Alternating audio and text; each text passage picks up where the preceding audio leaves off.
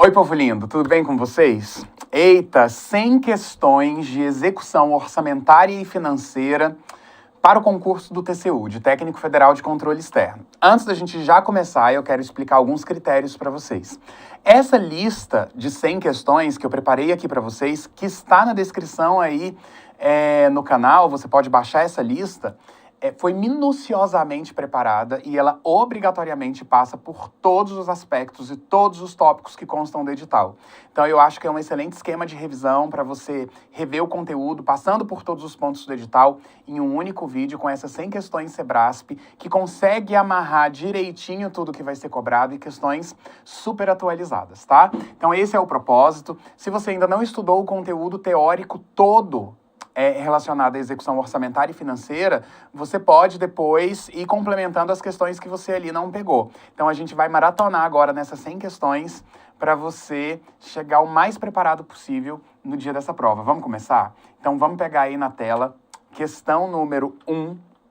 Deixa eu jogar aqui na tela. Tchan, tchan, aí.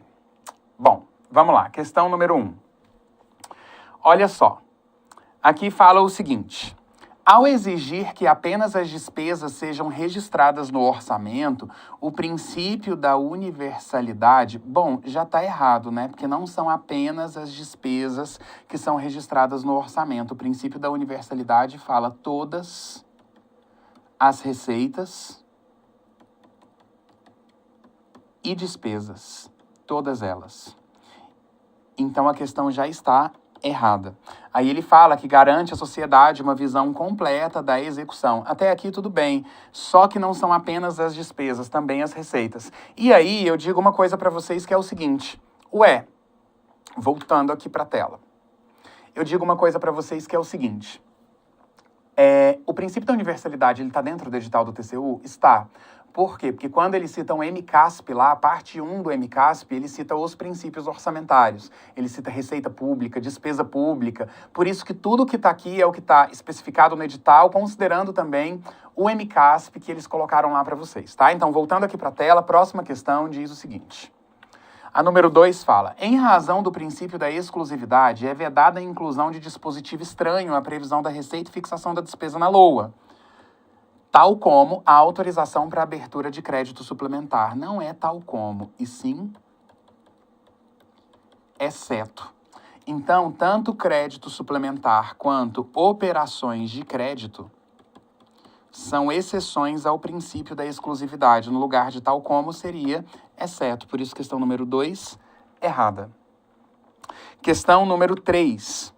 O princípio da anualidade está expressamente previsto na Constituição de 88, pois, apesar de permitir que a lei orçamentária anual contenha previsão de despesa para o ano seguinte, a CF estabelece que compete à lei ordinária dispor sobre o exercício financeiro. Olha a salada que a banca fez. É um ponto importante aqui, que eu quero falar uma coisa, olha só. Os instrumentos de planejamento, eu estou falando PPA, LDO e LOA, são leis ordinárias, porque são leis temporárias. Agora, regras fixas sobre direito financeiro, regras fixas sobre orçamento, são viabilizadas por meio de lei complementar. Então, regra que disponha sobre gestão financeira, é algo fixo, a lei complementar. Regra que disponha sobre a vigência dos prazos também e duração relacionada a PPA, LDO e LOA é algo fixo. Também teria que ser lei complementar, que ainda não existe. Qual é o artigo que fala que vai ter uma lei complementar dispondo sobre essas vigências e regras fixas? Artigo 65, parágrafo 9º. Qual é o erro dessa questão? O erro dessa questão, voltando aqui para a tela, o erro dessa questão é falar que lei ordinária vai dispor sobre exercício financeiro. Quem dispõe sobre isso daqui é lei complementar. E quem fala isso? Artigo 165, parágrafo 9º da Constituição Federal. Só por isso a questão 3 fica errada. Próxima questão, número 4. Em consonância com o princípio da exclusividade, a LOA não conterá conteúdo estranho à previsão da receita e fixação da despesa.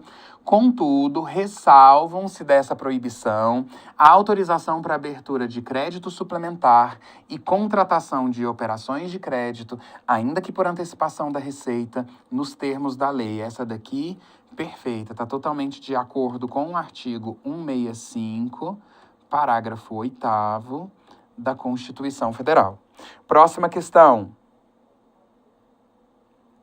Antes de eu fazer a próxima questão, eu tô vendo aqui uma dúvida da Bruna falando assim, tá, mas a anualidade não tá expresso, né? Quem fala princípio da anualidade é o artigo 2º da Lei número 4.320. Mas a doutrina mais recente considera que a anualidade também está prevista na Constituição Federal, porque lá no artigo 165, eles citam orçamentos anuais. Se eles falam orçamentos anuais, implicitamente a anualidade decorre da Constituição, tá? Então você não vai colocar uma questão errada se ela disser que a anualidade decorre da Constituição Federal, porque já existe esse entendimento. Continuando aqui nas questões, a número 5 diz o seguinte: o princípio da unidade estabelece a necessidade de todas as receitas e despesas estarem previstas na LOA. Quem fala isso daqui não é unidade, e sim universalidade. Por isso, questão 5, errada. Unidade é o fato de ter apenas um orçamento para cada ente. Questão número 6. Conforme o princípio do orçamento bruto, a LOA deverá conter todas as receitas e todas as despesas de todos os poderes, órgãos, fundos e fundações. Mais uma vez, falou todas as receitas, todas as despesas, não é orçamento bruto, e sim universalidade. Questão 6, errada. Questão 7. A previsão de instituição de determinado tributo na LOA não conflita com o princípio da exclusividade. Vamos entender isso daqui. Instituir um tributo é a mesma coisa que criar um tributo. Não é a LOA que cria um tributo. O valor do tributo está na LOA como uma receita, mas a criação, a instituição de um tributo tem que ser por lei específica, porque senão conflitaria com o princípio da exclusividade, que fala que não pode ter nada estranho. Então, quando ele fala instituir ou criar um tributo, não conflita com a exclusividade? Conflita, sim, porque a exclusividade não pode ter conteúdo estranho. Por isso, a número 7 fica errada. Número 8. É inconstitucional lei estadual que vincula parcela da arrecadação de imposto, então, ó, vincular imposto, sobre a propriedade de veículos automotores a entidades públicas de fomento ao ensino e à pesquisa científica e tecnológica. Fomento ao ensino e pesquisa científica e tecnológica é uma exceção à não afetação prevista no artigo 218 da Constituição Federal. Falou ensino, educação, eu posso vincular como exceção. Por isso, questão 8, errada. Questão 9. A fase de execução do ciclo orçamentário se encerra imediatamente após o final da vigência da LOA. Ok, acabou a LOA, acabou a execução daquela LOA. Só que ele fala, sendo este o momento em que se inicia a fase de controle, não é o momento em que se inicia a fase de controle. Porque o controle, ele ocorre, isso é importante para vocês, ele ocorre de forma prévia, ele é prévio, ele é concomitante, e ele também é posterior. O controle, ele ocorre em todos os momentos, seja ele interno ou externo. Então, aqui, a questão número 9 fica errada por restringir o controle ao fim da execução apenas. A questão número 10 fala assim, a receita pública pode ser efetiva ou não efetiva, sendo considerada efetiva quando decorre de operações de crédito e alienação de bens e não provoca aumento do patrimônio da entidade. Esse aqui é o conceito da receita não efetiva. E esse conceito quanto à efetividade ou não efetividade da receita da despesa é um conceito que é muito vinculado ao MCASP, que está previsto no edital de vocês. Trazendo, assim, um resumo disso daqui, eu quero que vocês pensem, e o Sebrasp adora cobrar isso, o seguinte, receita efetiva provoca efeito, ou seja, aumenta o patrimônio líquido. Receita não efetiva não provoca efeito e não altera o patrimônio líquido do governo. Em regra, as receitas efetivas são as receitas correntes, à exceção da dívida ativa. Em regra, as receitas de capital, ou seja, opera ali amor, operação de crédito, alienação e amortização, são não efetivas, tá? As únicas de capital que continuam sendo efetivas são as transferências de capital.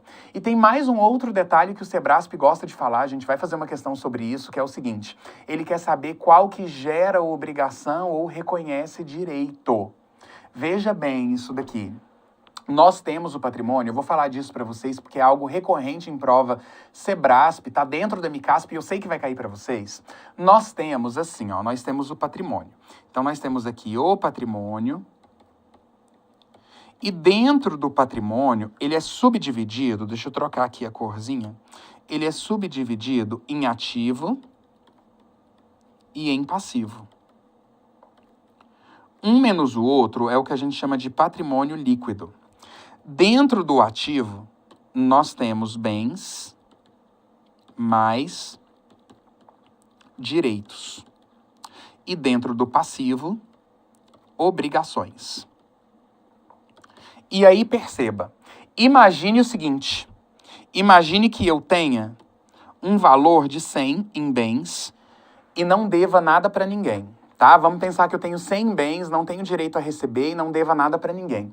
Aí você vai lá e fala assim, me empresta 20 reais. Eu fui lá e te emprestei 20 reais. Quanto que continua sendo meu patrimônio? Ele continua sendo 100. Por quê? Eu deixo de ter 100 em bens e eu passo a ter 80 em bens e 20 em direitos. Se eu te empresto, vou colocar aqui do lado. Se eu te empresto 20, eu tenho 80 como bens e 20 como direito. Tá? Continua sendo 100. Aí, chega na semana que vem, você vira para mim e fala assim, vou te pagar esses 20. Quando eu tenho uma receita, porque receita é tudo aquilo que ingressa no meu patrimônio, é tudo aquilo que entra na minha conta, quando eu recebo esses 20, aumenta meu patrimônio? Não aumenta, por quê? Porque você está me pagando um direito que eu já tinha. Então, olha a frase que o Sebrasp adora.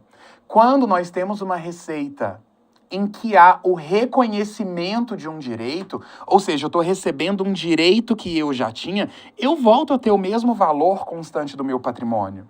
Agora, se eu pegar um empréstimo de 10, eu vou ter mais 10 aqui em bens, eu vou ficar com 110, mas eu criei 10 de obrigação. Um menos outro é quanto? 0. Então, quando eu tenho uma receita, mas que me gera uma obrigação correspondente, isso também é uma receita não efetiva.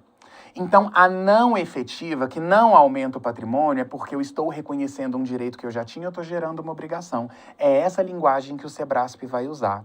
Mas tem uma regrinha que você não se esquece. Começou com sim, terminou com não. Começou com não, terminou com sim. Como assim, professor? Olha isso daqui. Isso é super importante para a prova de vocês. Se eu disser assim, ó, sim, ela é efetiva. Então, ela tem que terminar com não. Então, não gera obrigação e ela não reconhece direito. Por quê? Porque é algo novo, não vai me gerar uma obrigação e não reconhece um direito. Agora, se eu disser o seguinte, ela é uma receita não, olha o não aqui, ela é uma receita não efetiva. Então, tem que terminar com sim. Um sim implícito.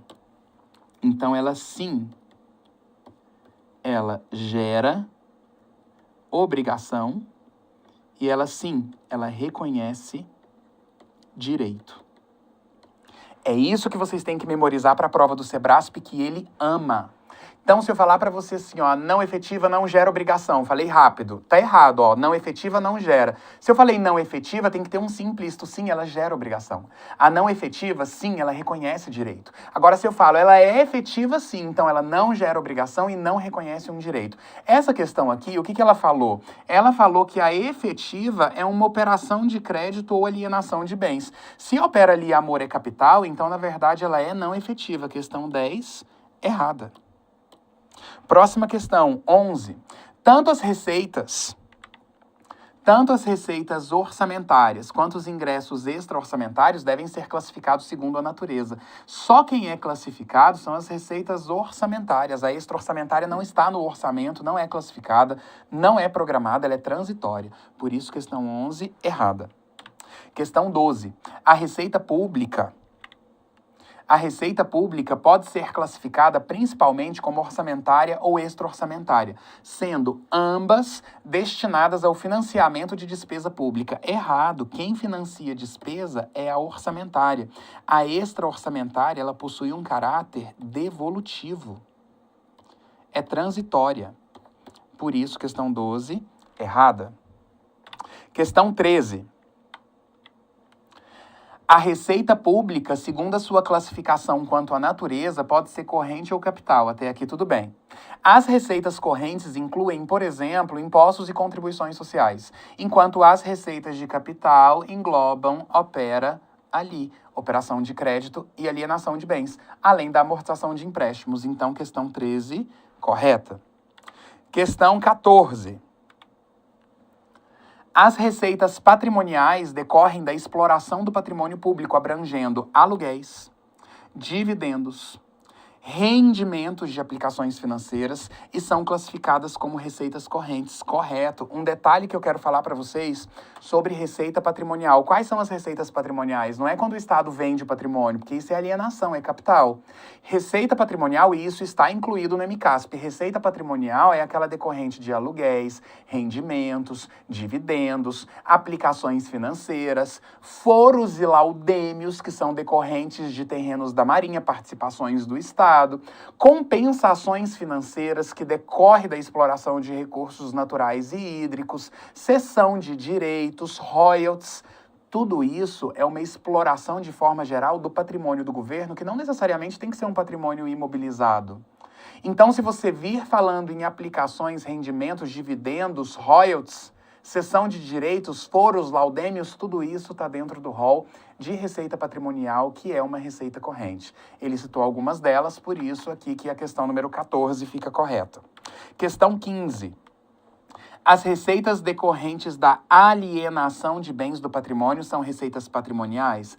Não, patrimonial é o uso, a fruição do patrimônio. Alienação é capital. Então, a alienação aqui é capital. Por isso que a 15 fica errada. Questão 16. São consideradas receitas correntes as provenientes de realização de recursos financeiros oriundo da constituição de dívidas. O que gera dívida, em outras palavras? O que gera dívida é operação de crédito. Então, o que vem de operação de crédito, da constituição de dívidas, não é uma receita corrente, é uma receita de capital. Por isso, questão 16, errada. Questão 17. A classificação por fonte/destinação apresenta uma codificação específica para casos de superávit financeiro. Vamos entender isso daqui. Quando a gente fala em fonte/destinação, a gente quer identificar qual é o propósito dela. É saber se o recurso é livre ou vinculado. Por quê? Que é algo que também pode cair na sua prova. A Lei de Responsabilidade Fiscal, no artigo 8º, parágrafo único, fala assim: recurso vinculado a uma finalidade específica será utilizado exclusivamente para o objeto de vinculação, ainda que em exercício diverso daquele em que ocorrer o ingresso. É aquela famosa frase que eu digo para vocês, que é o seguinte: vinculou, se lascou. Se o gestor faz uma vinculação de recursos, ele não pode mudar de ideia, a não ser casos extremos de calamidade pública, mas regra. Ele não pode mais mudar de ideia, ele é obrigado a usar no objeto de vinculação. Então, eu tenho que ter uma classificação na LOA que me indique se o recurso é livre ou se o recurso é vinculado. Se o gestor vai escolher como utilizar, que a gente chama de ordinário, ou se eu sou obrigado a aplicar uma finalidade específica, isso já vem travado no CIAF. Então, a classificação por fonte/destinação surgiu dentro desse contexto, mas ela traz uma codificação com 4 dígitos, olha aqui na tela. Quando a gente fala em fonte, nós temos assim, ó, 1, 2, 3, 4. Nós temos uma classificação com 4 dígitos. Os 3 últimos dígitos é a especificação da fonte. E se essa especificação terminar em 000, aqui nesses 3 números, significa dizer que o recurso é livre, não está vinculado a nada. Isso para a União. Este primeiro número aqui, ele pode começar pelo número 1 ou pelo número 3. Detalhe, pode começar pelo 7, pelo 9, mas a gente não vai entrar nisso agora. Eu quero tratar com vocês o primordial. Se ele começar com o número 1, significa dizer que esse recurso foi arrecadado, que ele foi arrecadado no exercício, que ele faz parte do exercício vigente. Se ele começar com o número 3, significa dizer que ele faz parte do exercício anterior. Agora, em outras palavras, qual o nome dos recursos de exercícios anteriores que eu posso usar no exercício vigente? É a mesma coisa que falar em superávit financeiro. Então, quando a banca te falar sobre fonte barra destinação, e isso está incluído no MCASP, você vai pensar assim, ó. Fonte barra destinação tem 4 dígitos. Fonte barra destinação, se terminar com 000, significa que ele é livre, não há vinculação, isso para a União. E mais um detalhe, a fonte barra destinação, ela vai ter que dizer na LOA se esse recurso ele vem nesse ano mesmo ou se ele é proveniente do ano anterior. Porque se o governo vinculou ele no ano anterior e virou o ano, nessa LOA eu vou começar com o código 3 para dizer que é do ano anterior e que ele está vinculado para uma finalidade específica. Olha que incrível. E isso tudo vem registrado no CIAF, resumo da ópera. Qual classificação na LOA identifica se uma receita é deste ano ou do ano anterior? Qual classificação na LOA tem uma codificação específica para dizer se é desse ano ou se decorre de um superávit financeiro? É a classificação quanto à fonte barra destinação. Por isso, questão 17, corretíssima. Próxima questão. 18. Em geral, os ingressos extra-orçamentários aumentam o patrimônio líquido? Não, o extra-orçamentário ele é devolutivo. Tá? É um mero depositário, o governo não representa absolutamente nenhum impacto no patrimônio, por isso questão 18, errada. Questão 19. Serão classificadas como receita orçamentária sobre as rubricas próprias todas as receitas arrecadadas, inclusive as provenientes de operação de crédito, ainda que não previstas no orçamento, emissão de papel moeda e entrada compensatória. Papel moeda, entrada compensatória, todas elas são extra-orçamentárias. Aqui ele está querendo saber sobre a receita orçamentária. Essas últimas não fazem parte, por isso questão 19, errada. Próxima, 20.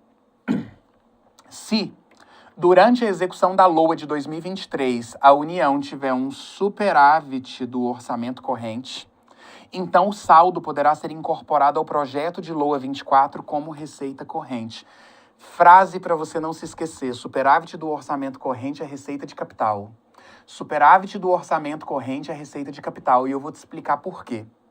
Porque ela deve ser aplicada em despesas de capital. O que distingue uma transferência corrente de uma transferência de capital? É o uso dessas transferências. Se eu vou pegar uma transferência recebida e vou usar com manutenção, com despesa corrente, é uma transferência corrente. Se eu vou pegar uma transferência que eu recebi e vou comprar carros ou equipamentos, despesas de capital, então é uma transferência de capital. A finalidade é que distingue a classificação da transferência e a mesma coisa acontece com esse superávit.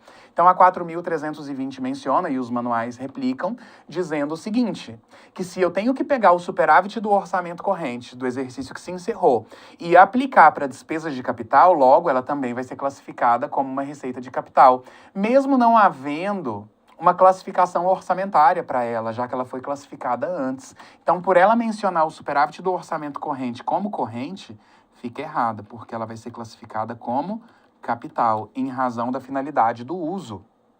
Então, questão 20, errada. Próxima, 21. As receitas públicas são disponibilidades de recursos financeiros que ingressam durante o exercício fiscal e constituem elemento novo para o patrimônio. Mas olha o que ele fala. Sendo obrigatória a sua previsão na LOA para ser classificada como orçamentária. Não existe obrigatoriedade de previsão para ser orçamentária. Exemplo que nós temos, o exemplo maior, doação. Uma doação não é prevista, mas ela é orçamentária. Por que faz uma despesa ser orçamentária? É o fato de eu poder financiar gastos. Se eu posso financiar gastos, ela é orçamentária mesmo que não esteja prevista. A exemplo da doação.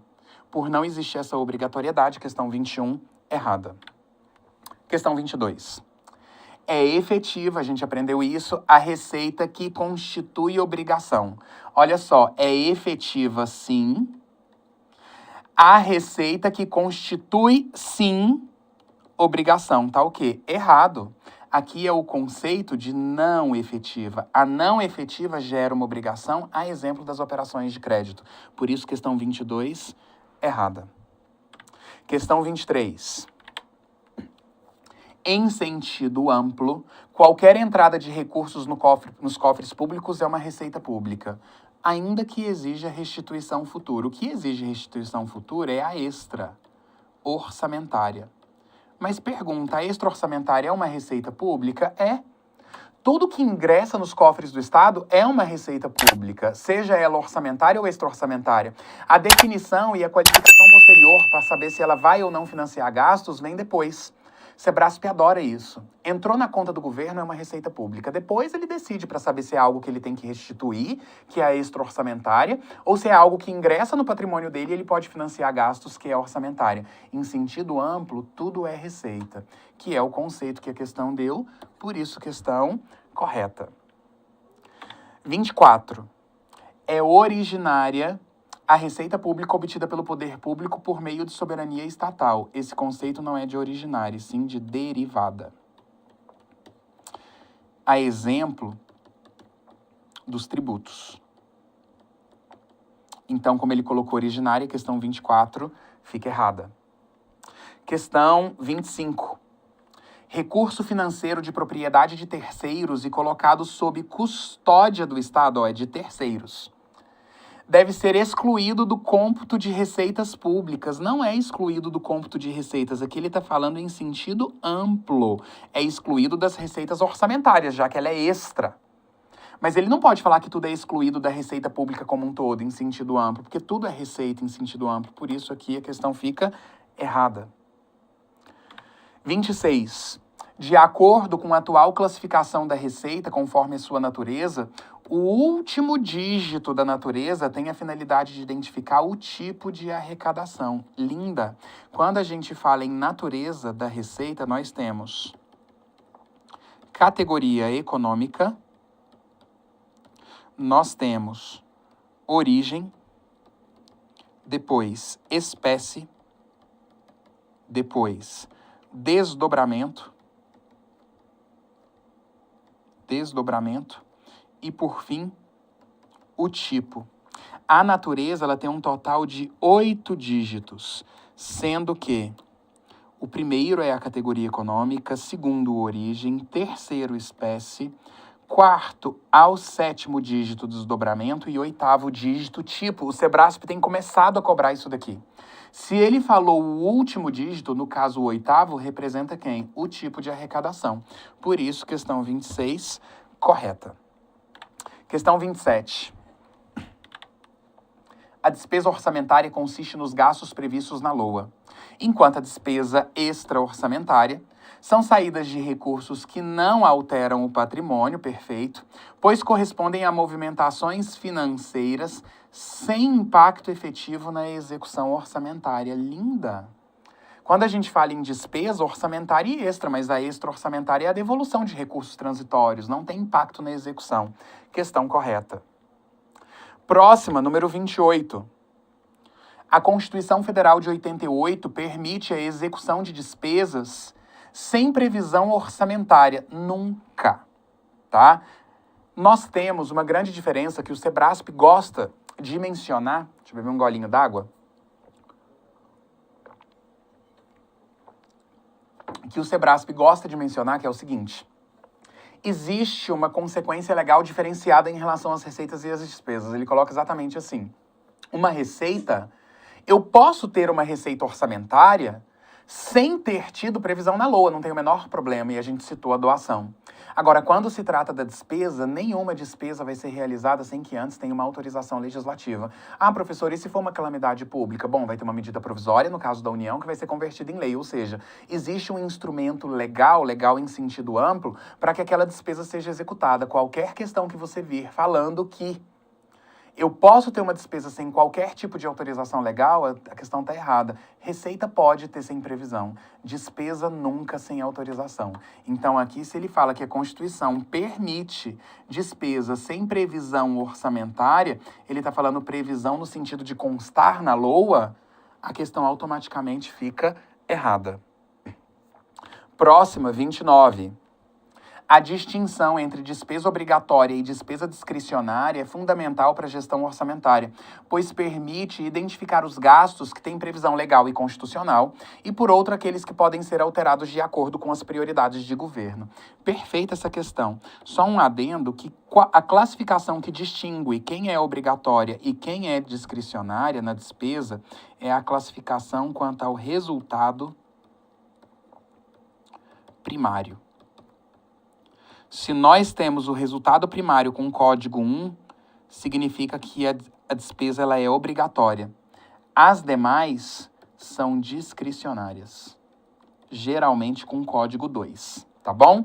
Então, aqui existe mesmo essa classificação e será obrigatória tudo aquilo que a LDO dispuser como obrigatório. As demais são discricionárias, sejam relacionadas ao PAC ou não, porque existe essa classificação hoje, mas quem dá essa classificação é o resultado primário. Então aqui questão 29, correta. E a número 30 fala assim: a classificação por esfera permite identificar se uma despesa integra o orçamento fiscal, o da Seguridade, ou de investimento, que tem o código 10 para fiscal, o código 20 para Seguridade e o código 30 para investimento. Questão 30, certíssima. Questão 31. De acordo com a classificação institucional dos gastos públicos, o primeiro nível, que contém 2 dígitos, se refere à natureza do gasto. Quando a gente fala na institucional, ela é subdividida em órgão, que tem 2 dígitos, e unidade orçamentária, que tem 3 dígitos. O que ela fala? Que o primeiro nível se refere à natureza do gasto? Não, o primeiro nível é o órgão. E eu tenho mais uma informação para vocês. Professor, eu preciso saber os códigos dos órgãos da administração pública? Não, mas a do TCU é bom que você saiba, né? Caso o Sebrasp coloque isso.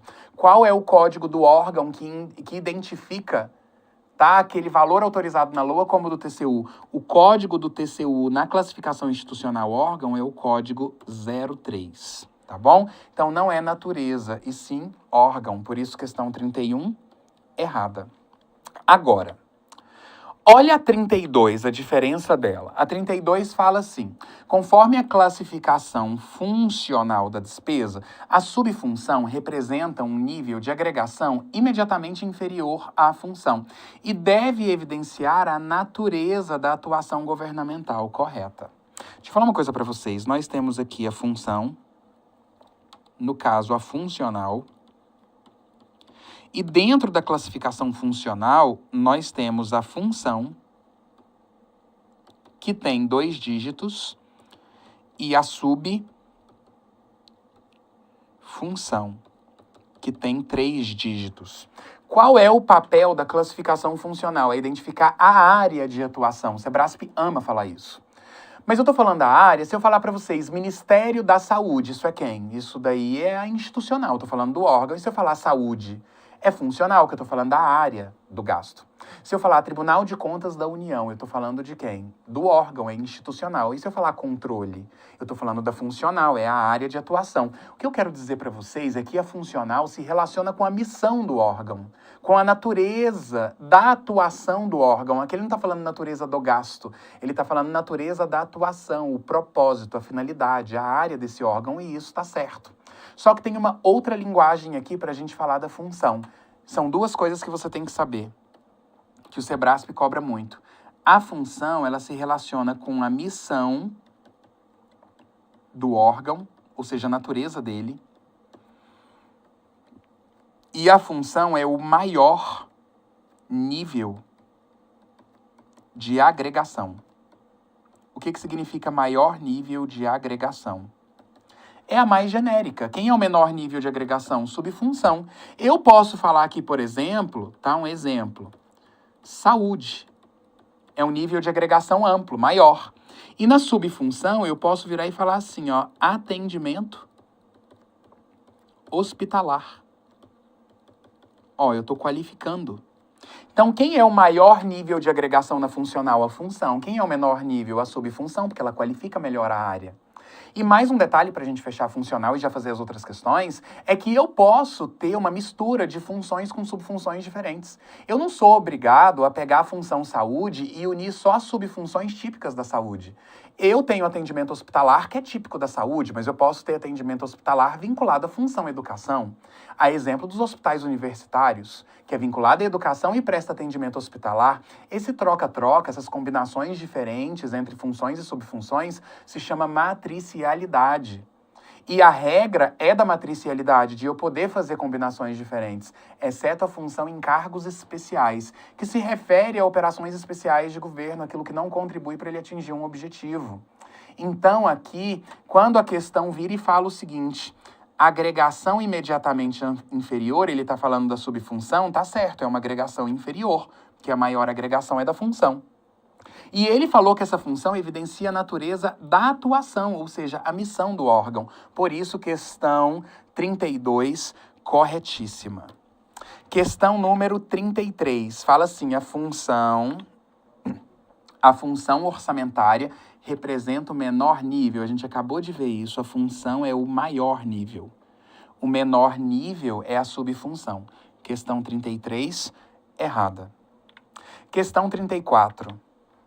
O subtítulo na estrutura da ação orçamentária é o menor nível de discriminação da despesa e identifica a localização física do gasto. Agora ele está falando da programática. A programática tem 12 dígitos. 1, 2, 3, 4, pontinho. 1, 2, 3, 4, pontinho. 1, 2, 3, 4. Esse primeiro nível, que é o mais amplo, a gente chama de programa. É o que demonstra a vinculação do orçamento com o PPA. O nível do meio é o que a gente chama de ação, que pode ser projeto, atividade ou operação especial. E o último nível é o que a gente chama de subtítulo, que é justamente o localizador do gasto, a localização física, geográfica. Então, dentro da estrutura programática, quem é o maior nível? O maior é o programa. E quem é o menor nível, o mais esmiuçado? O subtítulo, que é a localização. Então, questão 34... correta. 35. Na classificação funcional, a função reflete a competência institucional.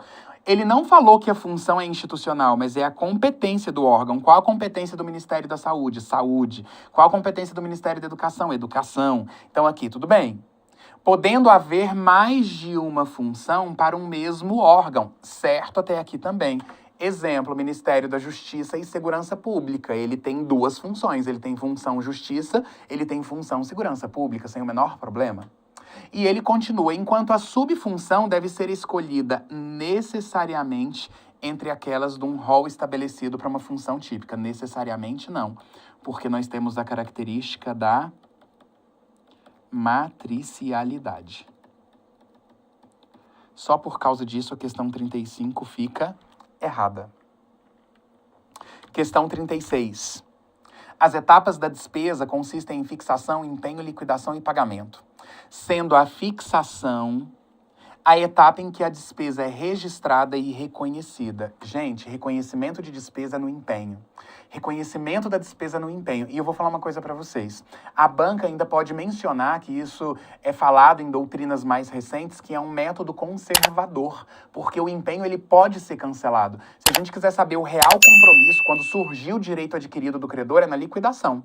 Tudo bem, é na liquidação, mas quando que se gera uma obrigação, ainda que em regra? Quando que uma despesa é considerada como realizada? Qual é o regime de competência? O que ele diz? Ele diz que a despesa ela é reconhecida no momento do empenho. Então, qual é o erro, por mais conservador e ortodoxo que isso seja? Então, se a questão diz o seguinte, é na fixação que ela é reconhecida, errada. É no empenho. Por isso, questão 36, errada. Questão 37. Na classificação funcional da despesa, é lícito fazer a combinação de subfunções com funções diferentes. Perfeito, é a matricialidade. daquelas às quais estão relacionadas, salvo quando se tratar da função em cargos especiais. É a função de código 28. É a única que não aceita matricialidade. E a questão trouxe exatamente essa exceção. Por isso, questão 37, linda. Questão 38. O conceito de atividade na estrutura de programação consiste num conjunto de operações limitadas no tempo. Errado. Quem é limitado no tempo não é atividade, sim projeto. Questão 38, errada. Questão 39.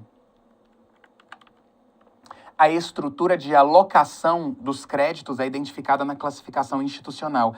Essa palavra aqui, ó, estrutura, é um termo técnico dos manuais para identificar a classificação institucional. Ele quer dizer estrutura organizacional, estrutura em nível hierárquico, estrutura em órgão e unidades orçamentárias. Então, se você vir a palavra estrutura, é institucional. Se estiver falando qual o orçamento, esfera. Qual a área, funcional. O que se pretende alcançar? Programática. Efeito econômico, categoria econômica. Objeto do gasto, elemento. Estratégia do gasto, modalidade de aplicação. Classe do gasto, GND. São trechos dos manuais que identificam o propósito de cada uma das classificações. Se a gente está falando aqui em estrutura, então é classificação institucional. Você pode estar pensando assim, sangue de Jesus, que coisa corrida, que tanto de informação, mas é esse o propósito das oficinas. Que você estude bem o conteúdo e fique vendo e revendo esses vídeos para você pegar e chegar assim, ó, nessa prova, tá bom? Então aqui se ele falou em estrutura institucional, logo, questão 39, correta. Questão 40.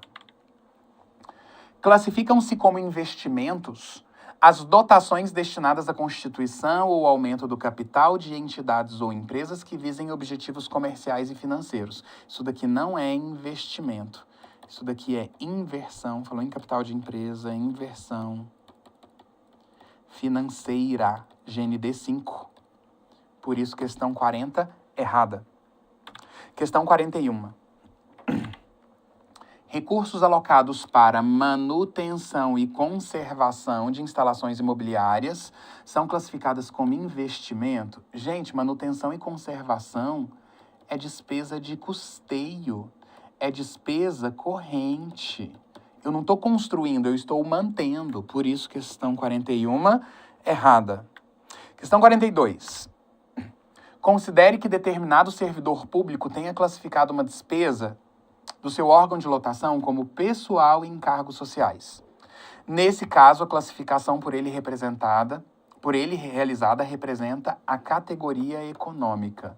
Pessoal e encargos é GND, vinculado a uma categoria econômica, não é a própria categoria econômica. Questão 42, errada. Questão 43. As despesas com serviço da dívida pública, entre as quais se incluem principal e juros, são despesas correntes. Errado. Quando a gente fala em serviço da dívida, o principal a gente chama de amortização. E a amortização é capital. Já os juros são correntes. Eu não posso falar que todo serviço da dívida é corrente. Uma parte é corrente, que são os juros, e o principal, que a gente chama de amortização, é capital. Por isso, questão 43, errada. Questão 44. Os estágios da receita correspondem a 4 fases distintas: previsão, lançamento, arrecadação e recolhimento, que se aplicam a todas as modalidades de receita orçamentária. Errado. Nem todas as receitas passam por todos os estágios. Mais uma vez, exemplo. Doação. A doação é orçamentária porque eu posso gastar, mas ela não é prevista e ela não é lançada. Por isso, questão 44, errada. 45. As etapas da despesa pública consistem em fixação, empenho, liquidação e pagamento. Sendo a fixação, a gente já fez essa daqui, a etapa em que ela é registrada mais uma vez. Não é na fixação em que se registra, é no empenho. Repetindo. Questão errada. 46. A liquidação da despesa pública consiste na satisfação do direito do credor. Cuidado com essa palavra, tá? Onde se verifica o direito adquirido do credor é na liquidação. Mas onde que eu satisfaço esse direito? Satisfazer vem de finalizar. É o último estágio, que é o pagamento. Que ele não está falando de verificação, ateste, conferência, surgimento do direito adquirido, que é a liquidação. Aqui ele fala na palavra satisfação. Satisfação é o final. A satisfação não é na liquidação, e sim no pagamento. Por isso, questão 46, errada. 47. As despesas empenhadas cujo pagamento não foi realizado até o encerramento do exercício consistem em restos a pagar, ok, que podem ser processados quando já devidamente liquidados e aptos para quitação, certo? Ou não processados quando não passaram pela fase de liquidação e dependem de comprovação documental para sua efetivação. Perfeito, é a grande distinção do processado para o não processado. Questão 48. É vedada a realização de despesas sem prévio empenho. Tudo bem. Ressalvados os casos de dispensa ou inexigibilidade de licitação. Gente, deixa eu falar uma coisa para vocês. Nunca vai ter uma despesa sem realização de empenho. Não tem perigo, não tem possibilidade. Ah, mas é calamidade. Tudo bem, teve um crédito extraordinário, eu vou ter que empenhar esse recurso, que é reservar aquele crédito autorizado via CIAF. Isso no caso da União. Tá? Então, jamais. O máximo que alguns decretos, no caso 93872, diz é o seguinte: em casos especiais, o empenho pode ser contemporâneo à realização da despesa, assim, quase que ao mesmo tempo. Agora, despesa sem empenho, nem dispensa, nem inexigibilidade, nem hipótese alguma vai existir despesa sem empenho. Não há exceção. Questão 48, errada. Questão 49. O lançamento da receita orçamentária é a etapa que antecede a fixação da despesa que irá constar na LOA. Quem antecede a fixação, que é uma etapa de planejamento, quem antecede a fixação é a outra etapa de planejamento. Quem é a outra etapa de planejamento? É a previsão. A previsão antecede a fixação e não o lançamento, que já está numa fase de execução. Por isso, questão 49, errada. 50. O estágio da liquidação da despesa orçamentária deve ser limitado quando houver frustração da receita. Quando tem frustração da receita, é limitação de empenho. Quem eu vou limitar é o empenho, conforme o artigo 9º da Lei de Responsabilidade Fiscal, e não a liquidação. Por isso, questão 50, errada. Gente, metade já, hein? 50 questões. Agora eu vou beber uma água e a gente faz mais um bloco de 50. Vamos lá? Força aí. Mais 50 questões. Ó, a gente está evoluindo. Já falamos da parte de princípios e planejamento que tem nos manuais do MCASP, que cita para vocês. Receita, despesa, empenho, liquidação, pagamento, RP. Vamos continuar. Olha só, questão 51 diz o seguinte: o recolhimento de todas as receitas deve ser feito em estrita observância ao princípio da unidade de tesouraria, vedada a fragmentação em caixas especiais. Esse é o conceito da unidade de caixa, unidade de tesouraria. Tudo vai para a conta única. Questão 51, correta. Questão 52. A realização de despesas depende de prévio empenho. Tudo bem. Mesmo quando o montante for desconhecido, correto. Qual é o caso quando o montante é desconhecido? É o caso do empenho estimativo. A gente tem ordinário, estimativo e global. O estimativo para pagar água e energia é justamente aquele que eu não sei o montante exato, mas eu tenho que realizar essa reserva, esse empenho. Questão 53. Pelo regime orçamentário, pertencem ao exercício financeiro as receitas nele previstas. Errado, olha aqui. Quando a gente fala em regime orçamentário,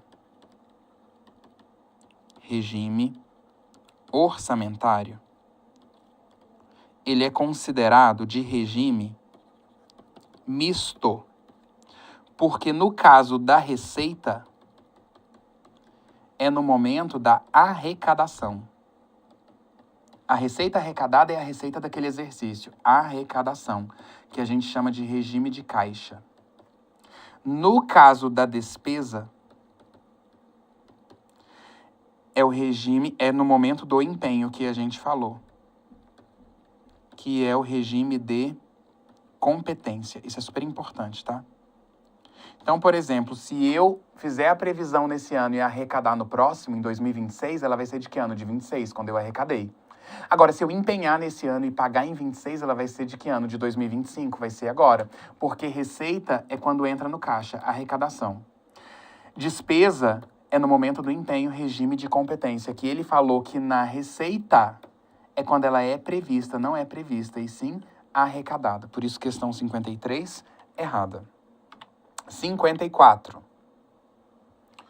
O CIAF tem como principal objetivo integrar e centralizar o processamento contábil e financeiro do governo federal, de forma a possibilitar maior controle e transparência da execução do orçamento. Perfeito. Tá? Olha aqui uma coisa que eu preciso falar para vocês. Nós temos dois grandes sistemas, eu estou falando da administração pública federal, tá? Vocês vão fazer TCU, vocês vão passar no TCU e vocês vão trabalhar com esses dois sistemas. Nós temos CIOP e nós temos CIAF. CIOP, Sistema Integrado de Planejamento e Orçamento. Quais são os instrumentos de planejamento? PPA, LDO e LOA. Então, quem é o produto do CIOP? PPA, LDO e LOA. Então, quando eu vou lá, por exemplo, fazer inclusão ou exclusão de programas no PPA, estou falando em planejamento, qual é o sistema? CIOP. Se eu vou fazer um crédito adicional para alterar a LOA, que é um instrumento de planejamento, qual é o sistema? CIOP. Quando eu vou construir a LOA e consolidar a proposta orçamentária, qual é o sistema que eu faço isso? CIOP, que é de planejamento. Falou em PPA, LDO, LOA, planejar, alterar, construir, é CIOP. O CIAF entra no jogo quando a LOA é publicada. Depois que a LOA é publicada, e às vezes nem publicada, porque às vezes com duodécimo a gente também utiliza, mas o que eu quero dizer é o seguinte, depois que nós temos o orçamento em si, que a gente começa a execução desse orçamento, é quando o CIAF entra em jogo, porque é sistema de administração financeira. É no CIAF que eu faço os empenhos e reservo o crédito que a LOA autorizou, ele é um retrato da LOA. Por que o CIAF existe? Para fazer registro, para fazer controle, para fazer acompanhamento, para fazer empenho, para que eu faça e emita as ordens de pagamento quando eu chego nos estágios da despesa. Então, quando eu falo em execução da despesa, que eu estou falando empenho, liquidação e pagamento, onde que eu viabilizo isso tudo? Porque tem que ter um sistema fazendo um registro centralizado, unificado, atualizado diariamente, porque a gente está falando em trilhões de reais para a União. Qual é o sistema que faz isso? É o sistema via prompt que a gente chama de CIAF. Então, ele tem o registro de tudo aquilo que o governo executa de despesa. Quando eu tenho que inserir documentos, gerar documentos hábeis, eu faço isso onde? No subsistema contas a pagar e a receber, que faz parte de qual sistema, de qual grande sistema, se eu estou falando em execução? De CIAF. Então, enquanto o CIOP, o órgão gestor principal, é a SOF, Secretaria de Orçamento Federal, no CIAF, que eu estou falando em execução e administração financeira, o órgão gestor máximo é a Secretaria do Tesouro Nacional. Enquanto o CIOP é planejamento, o CIAF é execução. É essa distinção primordial que você tem que fazer. Essa questão aqui, recentíssima, falou sobre o propósito do CIAF e ela está super correta. E olha aqui a questão seguinte... 54, correta. E olha que a questão seguinte, a 55, fala assim. O CIOP é uma ferramenta utilizada pelo governo federal para gerenciar o processo de elaboração, acompanhamento e revisão. Olha aqui a palavra-chave do CIOP, instrumento de planejamento, como PPA, LDO e LOA. Questão perfeita. A 56 fala o seguinte. O CIAF permite que os órgãos do governo realizem pagamentos e transferências financeiras diretamente, sem necessidade de controle centralizado pela STN, pelo Tesouro Nacional, mas de jeito nenhum existe esse controle centralizado, o órgão gestor é STN, então, questão 56 errada. 57. As contas a pagar e a receber é um sistema próprio, desvinculado do CIAF. Já está errado, é um subsistema. E ele é vinculado ao CIAF. Questão errada. Mas o conceito está certo, olha só. Para otimizar o processo de programação financeira, proporcionando informações em nível analítico e gerencial e o foco dele, fluxo de caixa. Quando eu falo em fluxo de caixa, esse subsistema CPR, ele quer analisar o recolhimento das receitas que entram para eu viabilizar o pagamento. Ou seja, fluxo financeiro é o último estágio da receita com o último estágio da despesa. O conceito está correto, mas ele é vinculado a quem?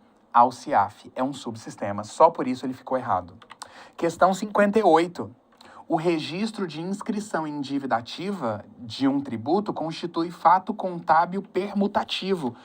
Ok, corretíssimo. E isso quem diz também é o Manual de Contabilidade aplicado ao setor público. A dívida ativa pode até ser uma receita corrente, mas é um direito que já existia, não é um recurso novo. E no patrimônio, contabilmente falando, aquilo já é registrado como um direito. O que a gente falou? Que a não efetiva é aquela em que há o registro de reconhecimento do direito. Para que seja uma receita efetiva, tem que ser algo novo. Não posso reconhecer um direito se a dívida ativa é um direito que já existia. Então, no momento da inscrição, da cobrança da dívida ativa, ela é um fato contábil permutativo, não aumenta o patrimônio líquido. Pense, as receitas correntes são efetivas, exceto quem? Dívida ativa. Por isso, questão 58 correta. 59. O serviço da dívida, considerado pela legislação uma despesa de capital, de novo, Sebrasp falando isso. Tudo bem que despesa de capital é não efetiva, mas o serviço da dívida, ele inclui juros mais a amortização. Só a amortização é capital. Os juros são correntes, são efetivas. Como ele generalizou, questão 59 errada. 60. O reconhecimento da despesa, agora ele está falando do reconhecimento da despesa, ocorre no momento em que é realizado o pagamento. O que a gente viu? Na despesa regime de competência, no momento do empenho. Questão 60, errada. 61. Os restos a pagar inscritos na condição de não processados e que não forem liquidados serão bloqueados no dia 30 de junho do segundo ano subsequente ao da inscrição, excetuados os restos a pagar relativos a algumas despesas previstas na norma, como a do Ministério da Saúde. Perfeito. Vigência de restos a pagar. No decreto 93872, que é de 86, fala que os RPs, os não processados, por quê? Se há liquidação, a inscrição automática, já existe o direito adquirido do credor e ele não vai ser cancelado. Agora, os restos a pagar não processados, eles vão durar 1 ano e meio, 30 de junho do segundo ano subsequente ao da inscrição. Se ele for desbloqueado nos 6 meses seguintes, aí ele dura até o fim do ano seguinte, durando no máximo de 3 anos. Só que daí, memorize, nós temos 4 despesas, 4, que mesmo que seja um RP não processado, não vai ter bloqueio / cancelamento. Quais são essas 4? Memorize. Ministério da Saúde, emenda individual, emenda de bancada e agora, novamente, faz parte da norma, despesas decorrentes do novo PAC, o novo Programa de Aceleração do Crescimento. Então, se for o PAC, se for o Ministério da Saúde, emenda individual, emenda de bancada, não há bloqueio / cancelamento. E ele citou uma delas, que é o Ministério da Saúde, portanto, questão 61 correta. Próxima questão, 62. As despesas empenhadas cujo pagamento não foi realizado até o encerramento do exercício financeiro consistem em restos a pagar, que podem ser classificados como processados, quando já devidamente liquidados e aptos para quitação, ok? E não processados quando não passaram pela fase da liquidação e depende de comprovação documental para sua efetivação. Questão 62, mais uma vez, correto, distinção certa de RP processado e não processado. 63.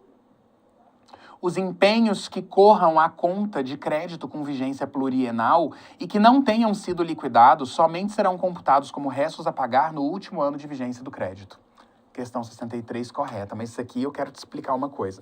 Pensa comigo, tá? Por que existe restos a pagar? Tá? Restos a pagar, qual o motivo da existência dele? Assegurar um crédito orçamentário de uma LOA para eu poder pagar isso depois sem depender de uma próxima LOA me autorizar a mesma despesa. Como assim? Olha aqui na tela. Imagine que eu tenho aqui 2 anos. Eu tenho 2025 e eu tenho 2026, tá? 2026. Quando que eu vou inscrever RP aqui em 2025? Aqui em 31/12 eu transformo e faço a inscrição em restos a pagar, tá? Para que esses restos a pagar? Para que eu consiga pagar a despesa aqui em 2026. Se eu pego um valor que foi empenhado aqui em 2025 e inscrevo em RP, eu dependo da LOA de 2026 me autorizar a mesma despesa? Não, porque o pagamento de restos a pagar é extra-orçamentário. Se eu empenhei em 2025, eu posso pagar em 2026 sem depender que a LOA de 2026 me autorize novamente a mesma despesa. Agora, pense comigo, se acontecesse de o orçamento de 2025 ser prorrogado, crédito prorrogado até o fim de 2026, teria necessidade de eu fazer uma inscrição em restos a pagar em 2025? Não é. Porque se o próprio crédito vai ser prorrogado, qual a necessidade de fazer uma inscrição em RP não processado agora? Nenhuma. Aí, olha onde eu estou querendo chegar. Existe algum crédito de um ano que pode ser prorrogado, reaberto para o ano seguinte? Existe. Se eu tiver aqui, nesses últimos 4 meses, um crédito especial ou extraordinário, que a gente chama de plurienal, esses créditos aqui, ó, ele pode ser prorrogado até o fim do ano seguinte. Então, para que eu vou inscrever esse RP se ele for decorrente desse crédito? Para que eu vou inscrever esse RP aqui agora? Não precisa. Se ele for não processado, que é o que eu chamo de RPNP, eu deixo para inscrever só no último ano de vigência do crédito, que é quando esse crédito vai morrer. Então, o que a legislação fala e os manuais replicam? Crédito com vigência plurienal, ou seja, esses créditos especiais extraordinários dos últimos 4 meses, que naturalmente vão ser prorrogados para o ano seguinte, se tiver um ato do gestor, eu não vou inscrever em restos a pagar agora. Eu deixo para inscrever só quando esse crédito for morrer, no último ano de vigência do crédito. Se eles forem não processados, porque os liquidados são inscritos automaticamente. Então, olha o que a questão falou. Empenho que corra a conta de crédito com vigência plurienal, ou seja, esses dos últimos 4 meses do exercício especial extraordinário, que não tenha sido liquidado, porque aqui seria uma inscrição automática, eles serão computados como restos a pagar só no último ano de vigência do crédito, ou seja, só quando esse crédito aqui vai morrer. Entendeu a lógica disso daqui? O Sebrasp gosta muito de cobrar, por isso que eu trouxe essa questão. Ela está no artigo 36 da lei número, parágrafo único, tá? Lei número 4.320 de 64. Questão 64. A 64 fala assim: cabe à autoridade competente o reconhecimento da obrigação de pagamento de restos a pagar. Que questão maldosa. Deixa eu voltar na tela anterior. Imagine o seguinte, tá? Se eu faço um empenho aqui, eu fiz um empenho aqui, e eu não pago, bem aqui vai ter os restos a pagar. Fala uma coisa para mim. Quando que eu vou fazer o reconhecimento da obrigação? É aqui? Não, o reconhecimento da obrigação é no empenho. Quando eu faço a inscrição em restos a pagar, eu não preciso reconhecer a obrigação, porque ela já foi reconhecida antes, no momento em que foi empenhada. Então aqui, quando a questão aqui 64 fala que o reconhecimento da obrigação é no pagamento de RP, errado, não é no pagamento de RP. Se fosse DEA, sim, porque DEA, despesa de exercício anterior, eu tenho que empenhar de novo, tá? Eu tenho que fazer o empenho. Quando eu falo em reconhecer, eu só reconheço no empenho. RP já é muito tempo depois, o empenho já foi realizado. Por isso, questão 24, quer dizer, 64, errada. Questão 65. Os entes da federação devem observar as regras estabelecidas pela STN quanto à regulamentação do seu regime de suprimento de fundos. Olha essa questãozinha, tá? A pergunta que fica é a seguinte: o que significa competência concorrente? Porque isso pode cair em direito constitucional para você, artigo 24. Quando nós temos uma norma, e eu estou falando em direito financeiro ou orçamento, quando nós temos uma norma da União, uma norma geral, que é estabelecida por lei complementar, todos os entes devem cumprir. A pergunta que fica é: existe lei complementar regulamentando alguma coisa de suprimento de fundos? Não. Isso na União é estabelecido sobretudo por um decreto. E manuais também, o Manual de Suprimento da CGU, que o TCU também utiliza. Se não tem uma norma da União estabelecendo regras de suprimento de fundos, então cada ente federativo estabelece suas próprias regras. É essa a mensagem que você tem que ter para a prova. Então, se a questão fala que os entes da federação devem observar as regras da STN, errado. Cada ente regulamenta suas próprias regras. Questão 65, errada. Vocês perceberam, né? A gente começou falando de um princípiozinho, alguma coisa mais básica, e onde que a gente mergulhou a fundo, que eu acho que é o padrão de cobrança da prova do TCU. É de receita despesa, que está no MTO, execução com certeza absoluta, orçamentária e financeira, empenho, liquidação, pagamento, CIAF, CPR, lei de responsabilidade fiscal, que eles adoram.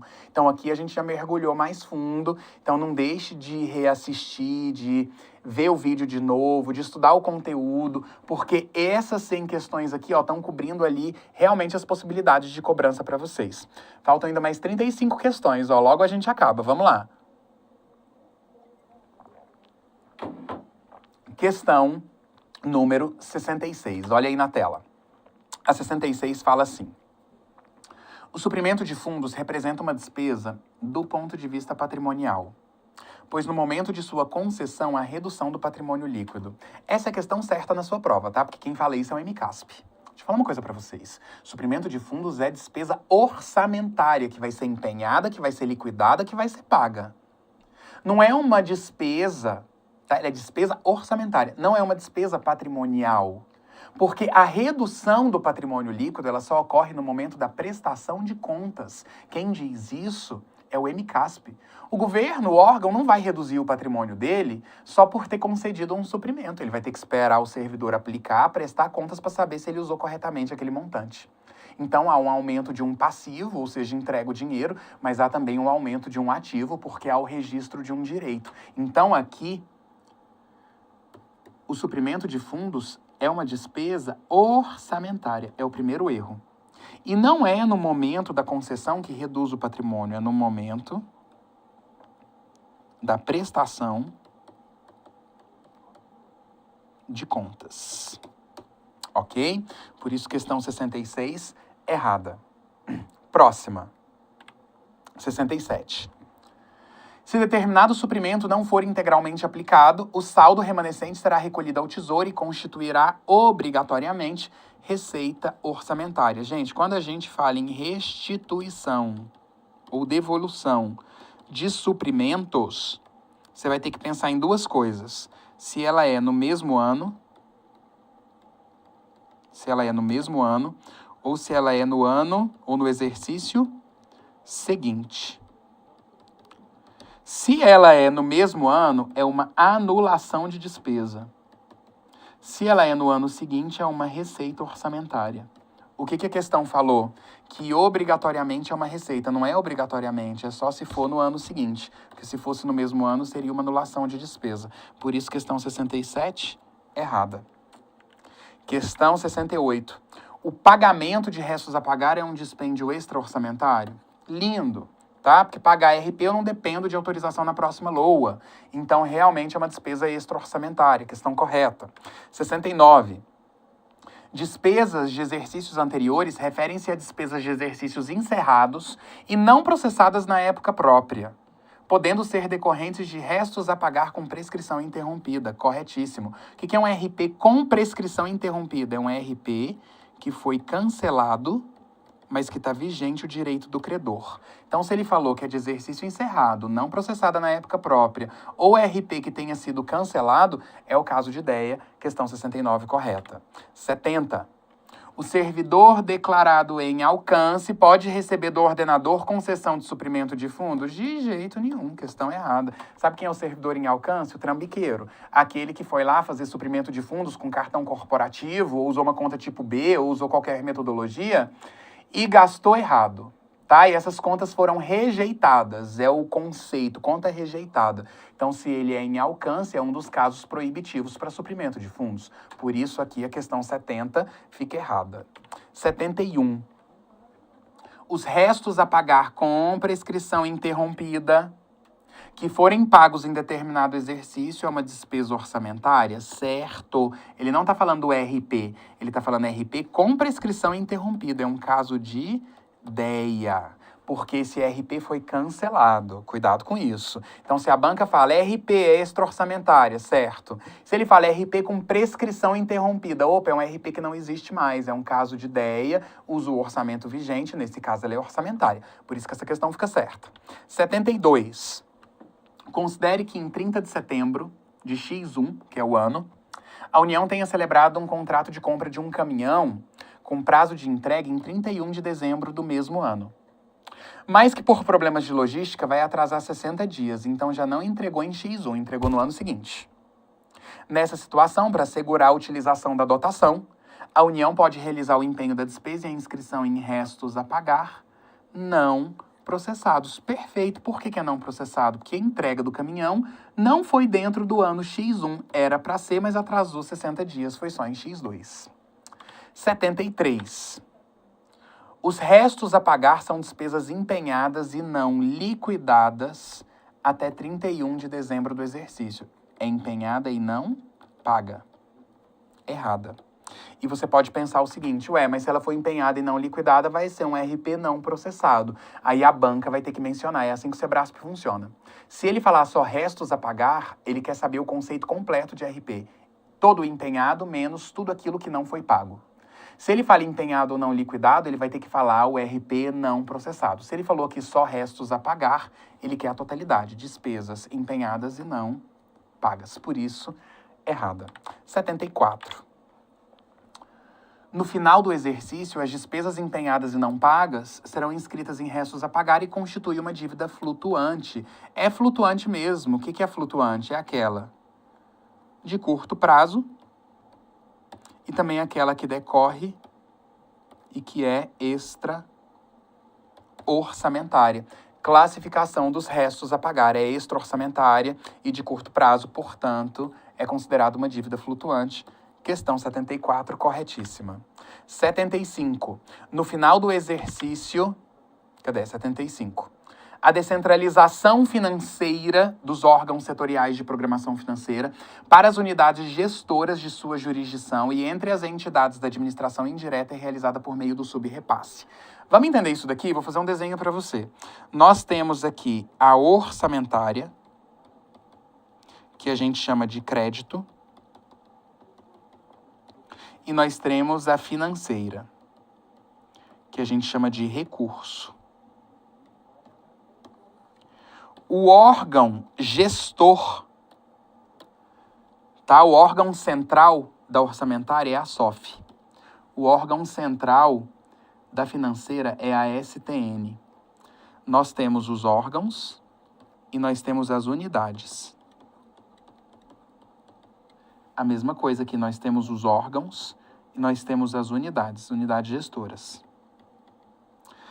Quando a gente quer crédito, tem uma descentralização da SOF para os órgãos e entre as unidades do mesmo órgão. Quando a gente chega na etapa de pagamento, a STN descentraliza para os órgãos e, consequentemente, uma descentralização para suas unidades. Qual é a nomenclatura disso daqui? Quando a SOF descentraliza crédito para o órgão, a gente chama de dotação. Quando a STN descentraliza recurso, dinheiro, financeiro para os órgãos, o nome disso daqui é cota. Agora, quando é entre unidades de um mesmo órgão, o nome disso daqui é provisão, no caso do crédito. No caso do financeiro, entre unidades do mesmo órgão, o nome é subrepasse. Agora, quando isso acontece, vou colocar em outra cor, para órgãos diferentes, no caso do crédito, o nome aqui é destaque. E no caso do financeiro, é repasse. Sebrasp adora isso. Então, perceba o seguinte. Aqui, a banca fala assim, você vai ter que sempre prestar atenção nessa descentralização se ele fala a palavra crédito, se ele fala a palavra recurso. Se ele fala orçamentário, se ele fala financeiro. E quem está passando para quem?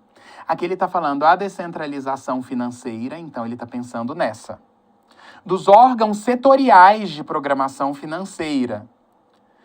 de sua jurisdição entre as unidades da administração pública indireta, tá? Ó, para a sua jurisdição, na mesma, realmente é subrepasse. Agora, quando ele fala entre as unidades da administração pública indireta, ou seja, de uma unidade para outra unidade, isso daqui não seria subrepasse. Esse trecho final entre unidades da administração indireta são órgãos diferentes, então aqui não seria subrepasse, seria repasse. Por isso, questão 75, errada. Agora, 76.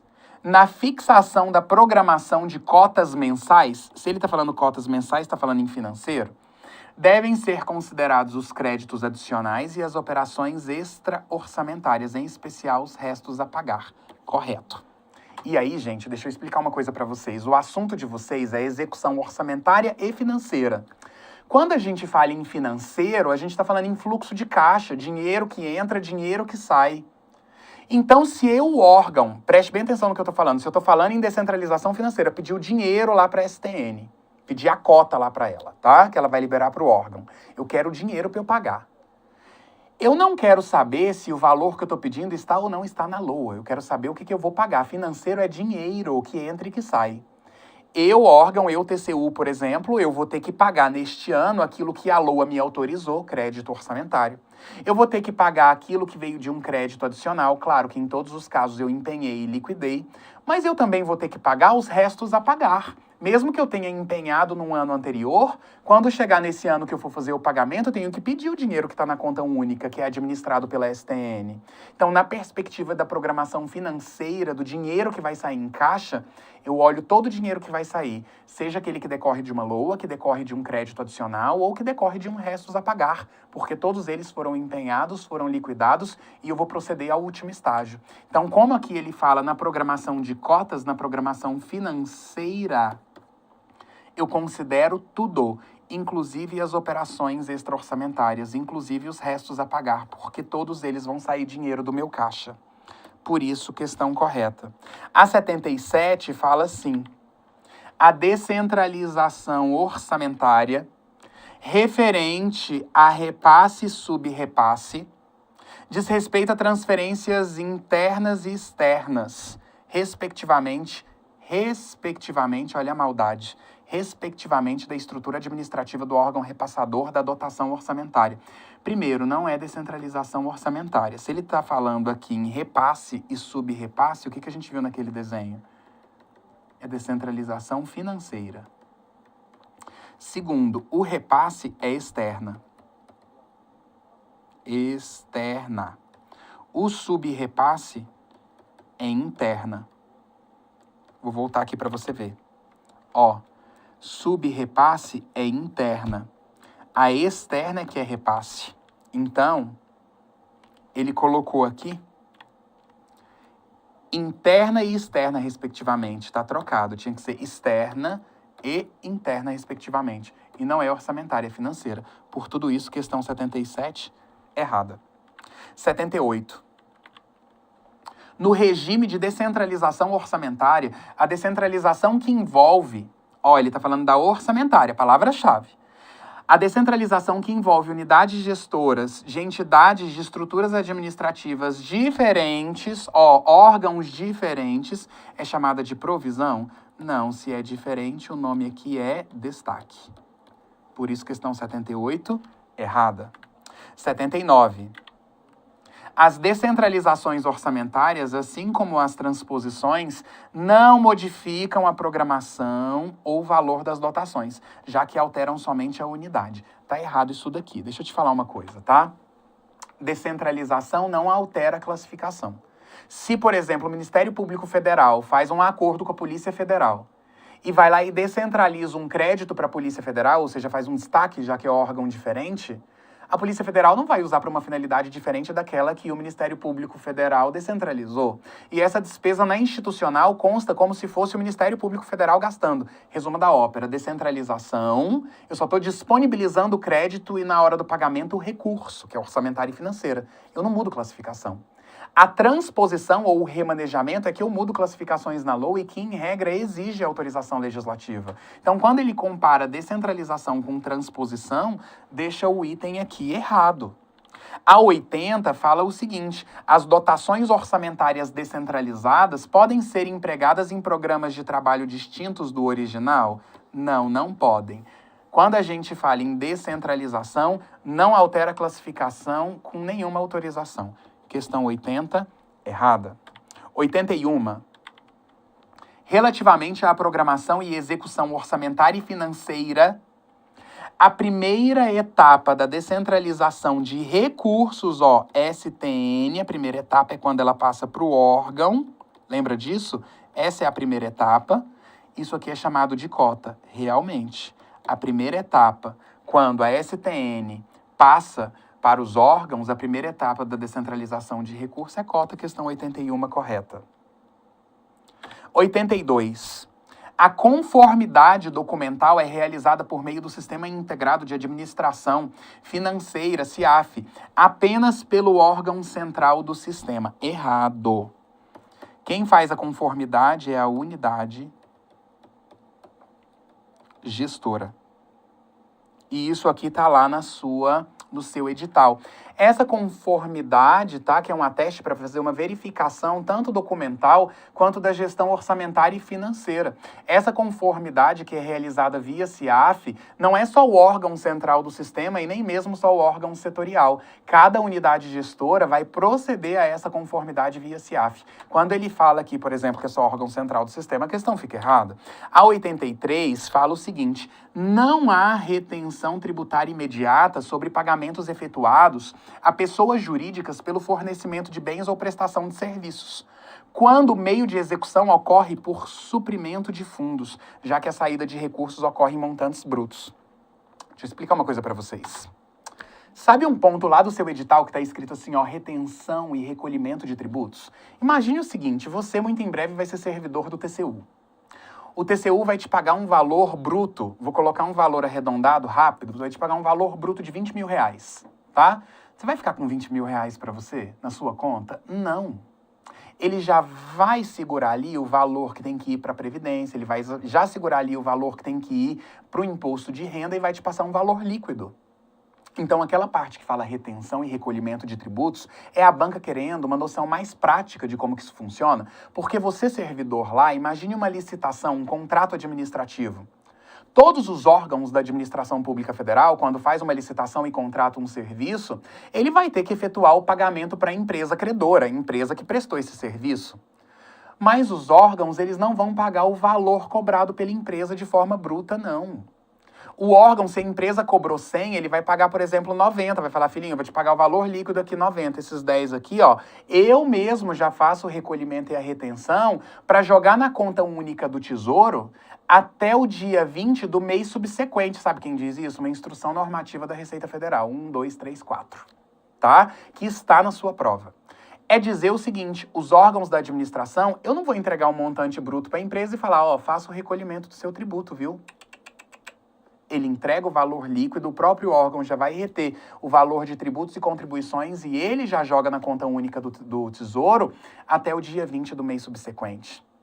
E isso acontece, inclusive, quando ocorre via suprimento de fundos.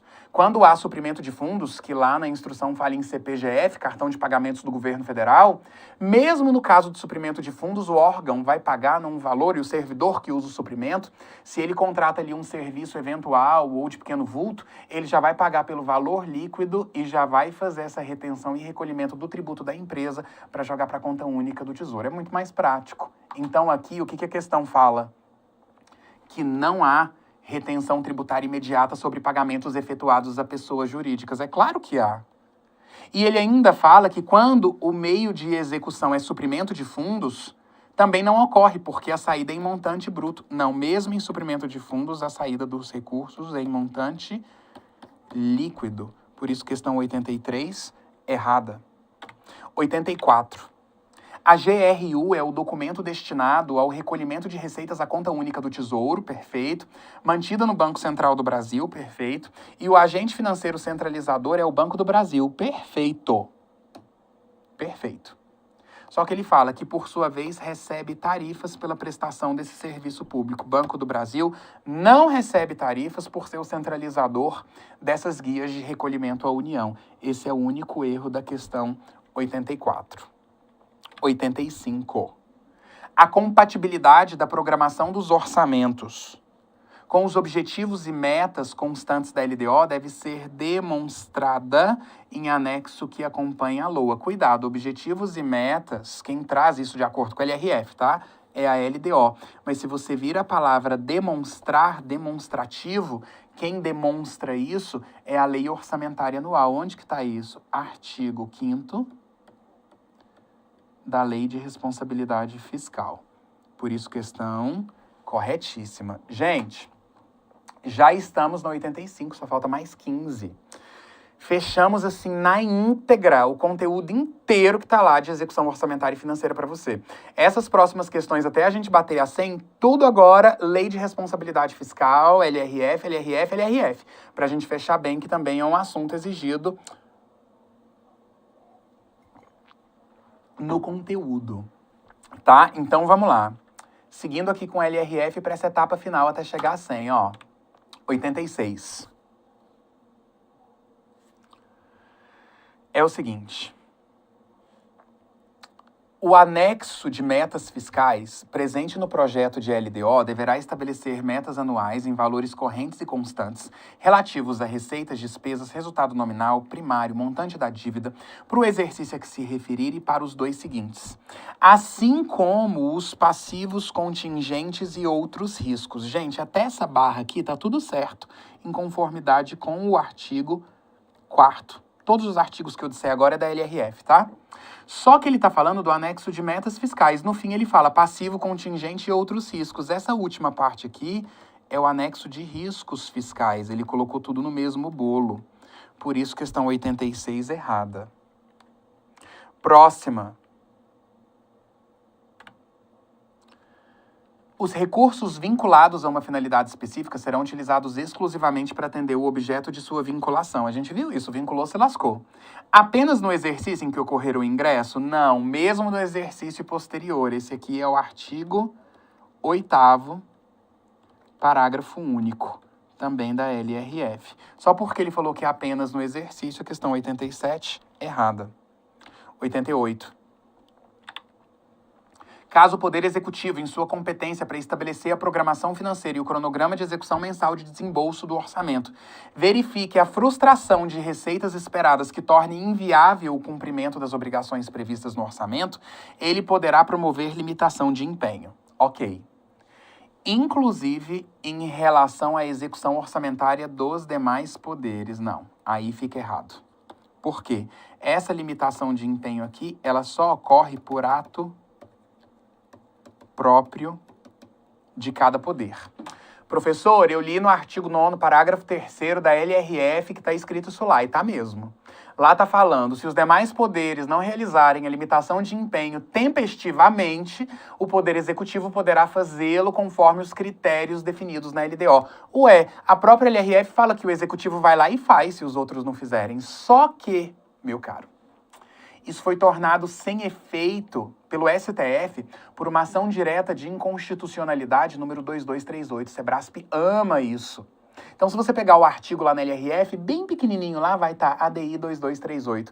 Embora esteja escrito lá, é tornado sem efeito. Uma inconstitucionalidade é efeito ex tunc, não gera nenhum tipo de direito, ou seja, nunca o Poder Executivo vai realizar limitação de empenho de outros poderes ou órgãos autônomos, a exemplo do TCU. Ele faz o levantamento bimestralmente por meio do relatório resumido de execução orçamentária, ele divide proporcionalmente o que vai ser limitado, mas cada órgão autônomo ou poder é que realiza esse contingenciamento. Nunca o Poder Executivo vai fazer isso para outros. Memorize isso e você não erra na prova. Para emendar, desde que jamais sejam bloqueadas as obrigações constitucionais e legais, como pessoal, dívida e transferência constitucional, aquelas ressalvadas na LDO, inovação e desenvolvimento científico e tecnológico custeado por fundo específico. Com isso, você não erra a limitação de empenho, que é um assunto que o Sebrasp adora. Agora, aqui qual o erro da questão? É falar que o Executivo limita, inclusive, dos demais poderes. Isso não pode acontecer, tá? Então, por isso, questão errada. A 89 fala assim, a LRF se aplica às empresas estatais controladas que recebem recursos do ente para pagamento de pessoal ou custeio em geral. Perfeito, porque essas controladas que recebem são as empresas dependentes. Artigo 2º da LRF. Questão correta. 90. Vamos lá. Os estados, DF e municípios podem adotar metas anuais para o exercício a que se referir e para os 3 seguintes, com o objetivo de garantir sustentabilidade à dívida, estabelecimento de intervalos de tolerância, cumprimento das metas anuais de resultado primário em seus respectivos anexos de metas fiscais da LDO, de forma facultativa, certo? Essa forma facultativa se refere ao fato de ser para o exercício e para os 3 seguintes. Por quê? Isso foi alterado em 2023 pela Lei Complementar 200, que alterou o artigo 4º da LRF, e o anexo de metas fiscais é para o exercício e para os 2 seguintes. No caso da União, tem que ser para o exercício e para os 3 seguintes. E os demais entes federativos que foram mencionados aqui, Estado, DF, município, de forma facultativa, eles escolhem adotar essas metas fiscais para o exercício e para mais 2, ou como a União deve fazer, para o exercício e para mais 3. Então, por esse, assim, linguisticamente falando, tá? Por essa forma facultativa se referir ao prazo, realmente para Estado, DF, município é facultativo, ou para o exercício mais 3, ou para o exercício mais 2. Por isso, questão correta. 91. A Lei de Responsabilidade Fiscal estabelece regras e princípios que vedam o contingenciamento de recursos para áreas essenciais, como saúde, educação e segurança. Não há essa vedação. Eu posso contingenciar a saúde, eu posso contingenciar a educação, eu posso contingenciar a segurança, programas sociais. Agora, inovação e desenvolvimento científico e tecnológico eu não posso, quando custeado por fundo específico. Olha que incrível isso, tá? Então, você tem que memorizar mesmo, porque às vezes a gente tem um coração bom e erra, tá? Por isso que a banca coloca de propósito. O que eu não posso contingenciar? Pessoal, dívida, transferência constitucional, as ressalvadas pela LDO, inovação e desenvolvimento científico e tecnológico, tá bom? Então, todas essas aqui eu posso, por isso, questão errada. 92. Conforme a LRF, a reestimativa de receita pelo Poder Legislativo somente será admitida se comprovado erro ou omissão de ordem técnica ou legal. Certíssimo aqui, tá? É exatamente isso mesmo. Só por omissão ou erro é que o Legislativo reestima a receita. 93. É vedada a transferência voluntária de recursos para pagamento de despesa de pessoal. Salvo, não existe salvo, tá? Nenhum profissional nessa vida nunca vai ter transferência voluntária para pagamento de pessoal.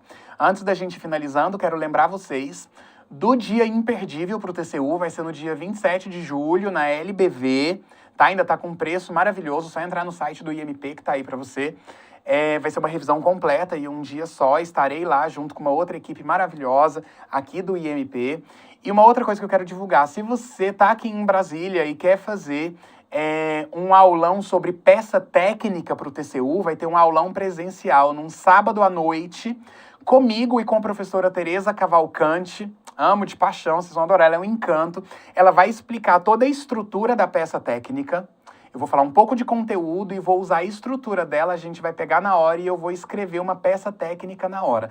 Depois a Tereza vem corrigindo junto com vocês a minha peça técnica. Gente, ela acaba com a minha raça. Ela vai identificando tudo quanto é tipo de erro que tem lá em conjunto com vocês. Vocês adotam uma posição não de fazer a peça, mas de avaliadores. Porque daí você consegue memorizar melhor o que vocês não podem errar nessa peça. E você ainda ganha uma correção de uma peça técnica junto com ela. Vai ser sábado, dia 12 de julho, aqui na Asa Norte, unidade do IMP. Se você entrar lá no site do IMP, for na lupa e escrever peça, vai aparecer lá, peça técnica de milhões, que é esse aulão, sábado à noite, comigo e com a Tereza. Tá custando, eu acho que R$60. É quase um valor simbólico para tudo funcionar nesse horário. Então, se você tem interesse, acho que vale a pena, viu? Tô fazendo aí o convite para vocês. Continuando com as questões, aqui a questão 94 diz o seguinte: de acordo com a Lei de Responsabilidade Fiscal, os valores dos contratos de terceirização de mão de obra que visem a substituição de servidores serão contabilizados como despesa de custeio. Sempre que a gente fala em terceirizado, terceirizado não é gasto de pessoal. Mas se estiver substituindo servidores, aí sim ele é. Então, se ele falou que substitua servidores, isso daqui vai ser considerado como pessoal. Ali a partir do artigo 18 da LRF. Então, questão 94 errada. Questão 95. A despesa obrigatória de caráter continuado é uma despesa de capital com prazo de execução superior a 2 exercícios. É despesa corrente que ultrapassa 2 exercícios, tá? Esse aqui é o artigo 17 da LRF. Por isso, questão 95, errada. 96. Não é necessário que os efeitos financeiros decorrentes da criação de ação governamental que acarrete aumento de despesa seja compensado pelo aumento de receita ou pela redução da despesa. Certo, não tem essa necessidade. Só quem exige compensação permanente pelo aumento da receita ou diminuição da despesa é se a despesa for obrigatória de caráter continuado. Quando a gente fala em uma geração de despesa, que é criar, expandir ou aperfeiçoar, basta adequação com a LOA, compatibilidade com PPA e LDO, e estimativa do impacto orçamentário e financeiro para o exercício em que deve entrar em vigor e nos 2 subsequentes, é o que diz a LRF. A medida de compensação ela só torna necessária se essa despesa for obrigatória de caráter continuado, ou seja, corrente, que ultrapassa 2 exercícios. Então, quando a banca fala não é necessário que tenha essa compensação, tá certo, não é mesmo. Só se ela fosse obrigatória de caráter continuado. A 97 fala assim: a declaração do ordenador da despesa de que o aumento de gasto tem adequação orçamentária e financeira com a LOA e compatibilidade com PPA e LDO é uma condição prévia para a realização de licitação. Perfeito, é condição prévia mesmo. Só que ele fala, mas não para a efetivação do empenho. Claro, se é uma condição para licitação, vai ser uma condição para empenhar também a despesa, consequentemente liquidar e pagar. Por causa desse não aqui, a 97 fica errada. 98. Se o gestor autorizar aumento de despesa com pessoal nos 180 dias anteriores ao final do mandato, o ato será anulado. Ok, artigo 21 da LRF, tá? Não pode ter aumento de pessoal nos últimos 180 dias. Só que ele fala, mas os valores que os respectivos servidores tiverem recebido como consequência dessa autorização são considerados regulares? De jeito nenhum, os servidores vão ter que devolver. Sabe o que fala o artigo 21? Ele fala que isso daqui é nulo de pleno direito. Se é nulo de pleno direito, nunca vai existir um direito adquirido em razão disso, tá? Por isso, nada aqui seria considerado regular. Questão 98 errada. Questão 99. As penalidades previstas ausentes que descumprem o limite da despesa total com pessoal incluem o impedimento para a realização de quaisquer operações de crédito. Realmente há um impedimento para fazer operação de crédito, mas não é quaisquer. Por quê? Exceto para pagamento da dívida mobiliária. Para pagar a dívida mobiliária, eu posso fazer essa operação de crédito. O que é dívida mobiliária? A dívida decorrente de títulos da União, inclusive do Bacen. Por ter essa exceção, a questão 99, por falar quaisquer, fica errada.